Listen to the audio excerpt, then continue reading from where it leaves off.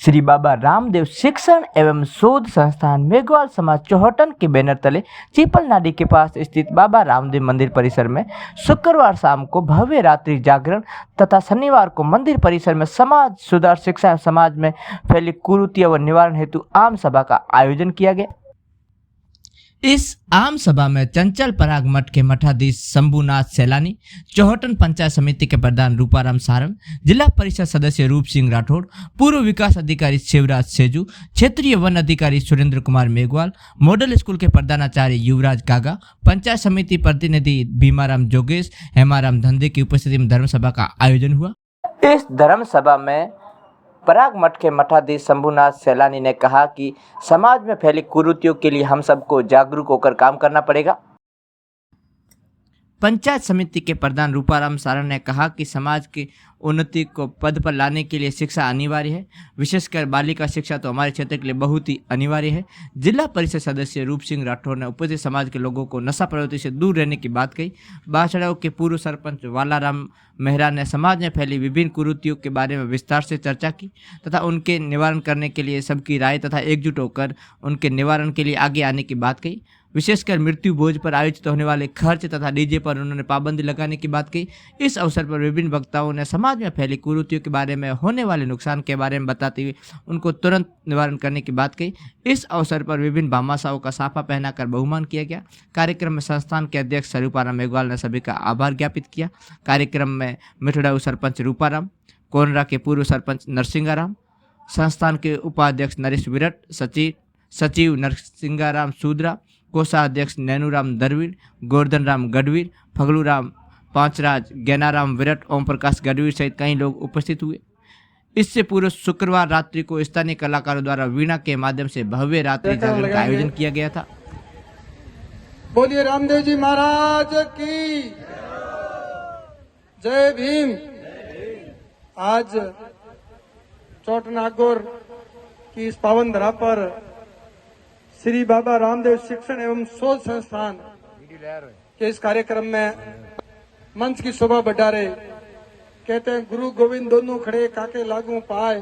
कहे बलियारी गुरु देव की गुरु गोविंद दियो बताए। ऐसे हमारे गुरु जी श्री 1008 शंभुनाथ जी सैलानी जी और मंच की शोभा बढ़ा रहे हमारे जिला परिषद सदस्य और चौहटन के सरपंच प्रतिनिधि हम सब के आदर्श रूप सिंह जी राठौड़ साहब, सम्मानित मंच और पधारे हुए इस कार्यक्रम में सभी चौहटन और आसपास के ग्राम पंचायत से मेरे पिता तुल्य बुजुर्गगण, प्रबुद्धजन, यत्र पूज्यन्ते नरस्तु रमन्ते तत्र देवता, ऐसी हमारी मातृशक्ति और युवा साथी भक्तगण। जब से व्यक्ति जन्म लेता है तो धर्म से सीधा सीधा जुड़ जाता है और कहते हैं कि जब गर्भ अवस्था में जीव होता है तो वो घोर विपद की घड़ियों के अंदर रहते हुए भगवान से वादा करता है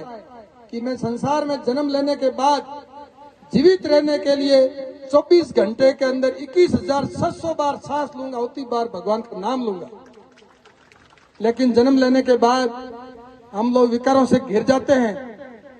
और भगवान का नाम भूल जाते हैं। तो ऐसी स्थिति के अंदर भगवान साधु जनों को श्री 1008 शंभुनाथ जी जैसे साधुओं को अपने बीच में भेजते हैं और साक्षात भगवान स्वरूप ही अपने बीच में आते हैं और हम सबको भगवान की भक्ति का याद। अगर उससे पहले हमारे जितने भी संत महापुरुषों ने अगर संघर्ष नहीं किया होता, अगर उन व्यवस्था के खिलाफ अगर नहीं लड़ा होता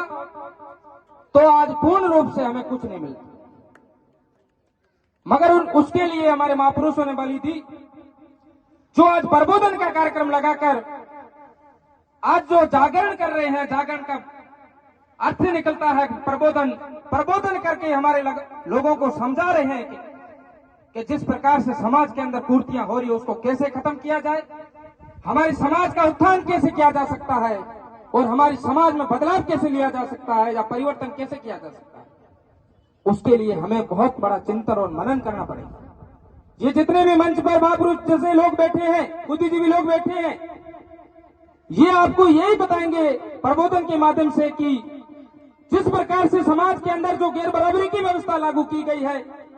वो व्यवस्था कैसे खत्म की जा सकती है और कैसे उसमें समानता का व्यवहार किया जा सकता है, वो बाबा रामदेव जी भी मानते थे और हम लोगों को भी मानना है।